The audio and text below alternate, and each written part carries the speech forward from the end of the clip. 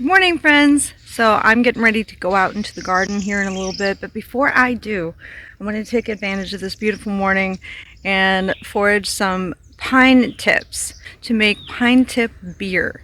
If you're intrigued, come along with me. I'll show you all about it. So the pine tips are really just a new growth that comes on in the spring. And traditionally, this beer is a spruce tip beer.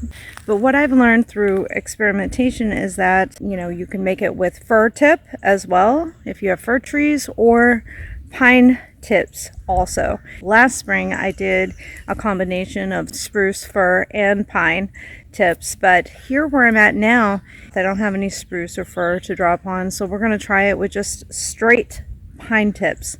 So let's look and see if we can find some. So here's a good one to show you. This is a small pine tree, and so this is the pine tips right here. This is the new growth on the pines. So what I'm doing is gathering these pine tips from all of the smaller trees that I can reach. We have either small trees or we have really gigantic tall pines, and the branches start 100 feet in the air, and there's no way that I'm harvesting those. So I'm going for these small ones that I can get to. Now, typically I would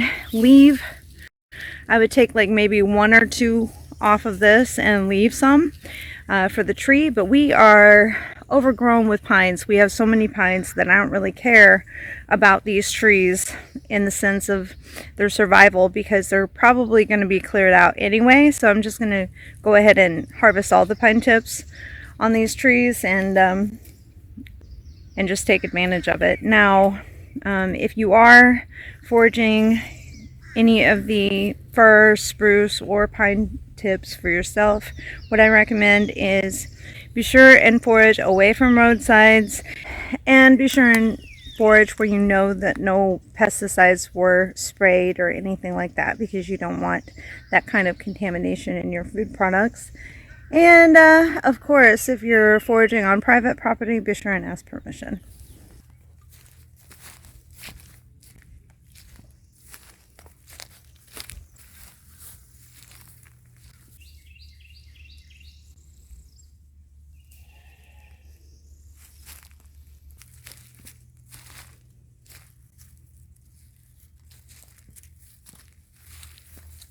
Here's some really good ones I wanted to show you. These are great. These are perfect.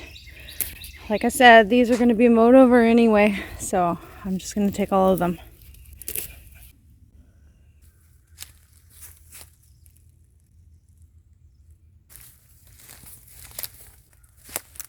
Now I will add, while I'm gathering these, that you do want the young pine tips, the young tips like these. If you were to use these old branches, you would not get as nice of a flavor. It would be a different flavor entirely. It'd be more bitter. It wouldn't be as good. Here's some more really good ones. These are beautiful. These are perfect. These make it worthwhile for sure, because they're big. They're also a little bit harder, so I'm gonna have to get those bigger ones with both hands. Hey everyone, so I'm not gonna lie, this is the next day. After we gathered our pine tips, I put them in the refrigerator and went out to the garden and was in the garden for the rest of the day planting. So it didn't happen yesterday, but that's okay. These pine tips, once you've foraged them, will be okay in the fridge for a day or two if you can't get to it the day of. Just keep in mind though that basically what we're going to be creating today is a ferment. And if your pine tips or your water is colder than 70 degrees Fahrenheit, you might notice that your ferment takes off a little bit slower than perhaps mine or the guidelines that I'm giving you today. What we are going to be doing, I have our pine tips here. Now I picked a whole bowl of this because this only happens once per year in the spring, and I want to be able to make more than 1 gallon of this. So what I'm going to do with the rest of these in the bowl is I'm going to put them in a like a Ziploc bag that's airtight, and I'm going to put it in the freezer until I'm ready to make another batch. It will freeze really well, and it won't hurt your chances of the ferments or anything like that. So I have about 4 to 6 ounces of the pine tips here. And then I have 3 cups of sugar here. Now this is organic unbleached cane sugar. And what we're going to do is I'm going to make brown sugar. I make all my own brown sugar. I don't buy it from the store. The reason why is because it's healthier for you and there's no artificial colors or flavors involved. And if you want to do one thing that will elevate your baking and cooking, make your own brown sugar. It's really easy to do. You can even make it and put it in an airtight container in a cool, dark place and just have it on hand. So I don't really measure anything, but you need probably a tablespoon or 2 for amount of sugar. And I just do like a glub like that. Now this is organic blackstrap molasses. The secret to brown sugar is just simply molasses mixed into your sugar. And you're going to find at first it's not going to want to mix easily to the brown sugar, so you do have to work a little bit. I think you could put it into a mixer to do this if you'd rather. So what we're doing is we're just mixing this molasses into the sugar until it's completely incorporated. And here's our finished product of brown sugar. So before we do anything else, we're going to add this brown sugar into the water and we're going to try to stir it up and dissolve it as much as possible. Now this seems like a lot of sugar, and it is. However, in the process of the fermentation, the yeast will be eating this sugar, so the end product is not going to be that sweet, actually. Now this gives us some flavor, and it also gives us some wonderful color for our pine tip beer as well. So I'm just going to stir this for a minute. Let's talk about water that you'll be using for this. You will want to make sure that it's not tap water, because if you have any chlorine in your water, this ferment will not take. So it needs to be a purified water, filtered water at the very least. It can be bottled, that's fine, as long as it's purified, filtered, and or distilled. So that will work also for this. Our recipe here also calls for 1 lemon that is juiced. So I'm going to go ahead and juice this lemon into this cup.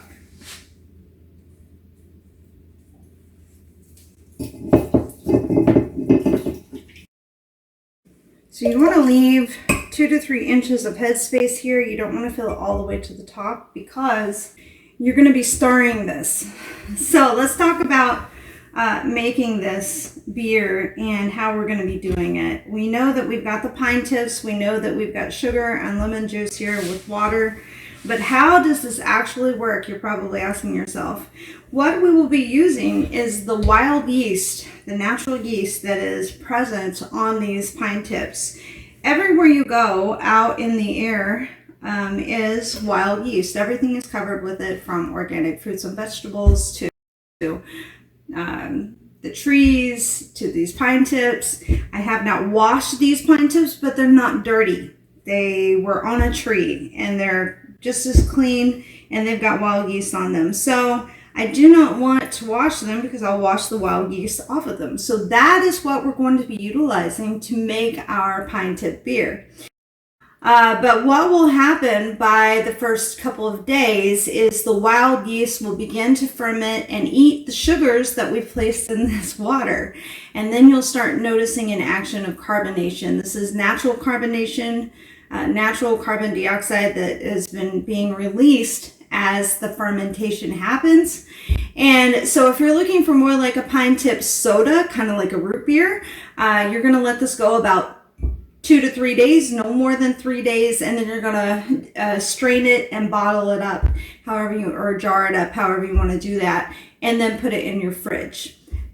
Lowering the temperature of your liquid will slow down the ferment, so that's why you want to keep your ferments after you've jarred or bottled them in the fridge, because a live ferment like this will continue to just ferment and build up carbon dioxide, and you don't want to deal with like an explosion in your kitchen. That's no fun. I've never done that, and I don't plan on it. So what we're going to do is simply cut these pine tips into smaller pieces. I'd say about 1 or 2 inch long, just so that they fit better into the jar that we'll be using. And this is just a 1 gallon jar. Now, typically to make a root beer, people would be making a wort and then adding in a store-bought yeast for this purpose. I don't want to do that. That involves boiling these pine tips, and that would kill the yeast that's already on them. And since I want to do something more natural and organic, I don't want to boil them. So what I'm going to do, and this is something that I came up with and devised, is I'm going to take my mortar and pestle and I'm just going to kind of crush them.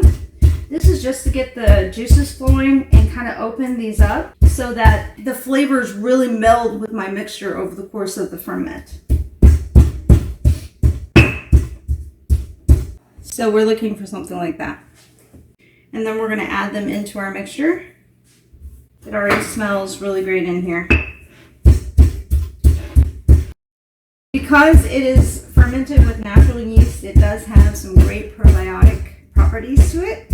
So it is refreshing, delicious on a warm day, and healthy for you as well. If you wanted to let it go for, let's say, 7 days maximum in the jar fermenting it, you would most likely end up with something that is similar to a beer that you would buy from the store, except homemade. So it would be probably at about 3.5 to 5% alcohol volume. But if you stop the ferment at about 3 days, you're not going to get hardly anything at all. You'll just get some nice carbonation most likely, and a refreshing drink. So a lot of people aren't aware of being able to make fermented drinks like this using natural yeast.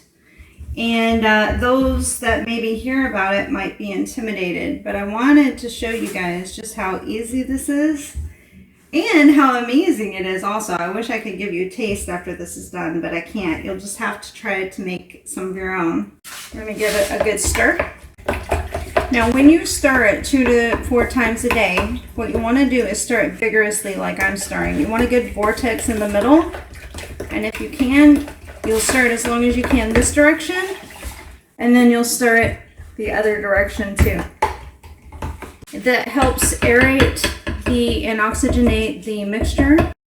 Now we're going to cover it with a piece of cheesecloth that I've cut like this. That way nothing can get into it, but the oxygen can still get in so that the yeast can take off. And then the last thing that I do is I will wrap it with a kitchen towel, because these yeast aren't particularly friendly with sunlight. They don't really like the light. So I try to keep it, if you can keep it in a cool, dark place, great. If you want to just keep it out on your countertop, then I recommend doing this. And then I just set it aside somewhere. And then I will check in on it and stir it 2 to 3 times per day, every day for the next few days. And then I'll be back with you. It'll be about 3 days for me and just a moment for you. I'll be back with you to show you what that looks like in active fermentation, so that you know. So there's no guesswork involved. So I'll see you here in a moment. Hey everyone, so it is day 3 or 4. I'm not really entirely sure. I lose track of time here. So it's either day 3 or 4. And I wanted to give you an update and show you what the pine tip beer mixture looks like, what it's doing in the ferment. So give me 1 second and we'll pull it out. Okay, so here is my gallon jug of the pine tip beer that we made a few days ago. You can see the bubbles that have formed at the top. That is a good sign that an active fermentation has taken a start, and you can see the bubbles there. See, there we go. There is. So if you watch while I stir it, see, look at all that. That is gorgeous to me. That means we've got a good ferment going. So it took 3 or 4 days to accomplish this. So don't be disheartened if you're trying this in day 1, 2, or even 3. Look at that. See all that carbonation happening? That is exactly what we want to see. That means we have an active fermentation and it's coming along nicely. So I would say if you're wanting to make and this is how you'll stir it too, by the way, pretty vigorously. If you're wanting to make a soda out of this, sort of like a root beer, then tomorrow I would bottle this up and basically strain it with a fine mesh sieve and then bottle it up either into mason jars with lids, or if you have a swing top bottle, that would work as well. And then I would put it in the refrigerator to chill. Now, a couple of things to remember is that putting it into the refrigerator at that point will slow down the fermentation by a lot. And when you put it into chill, I would let it sit for a day or two in the refrigerator to kind of build up a little bit of pressure. It will do so very slowly. Chances are you will have it drink before you will have anything explosive happening. I hope you give it a shot, give it a try. This is a really fun world of fermenting, and I always enjoy the end results. So until the next time, I'll see you.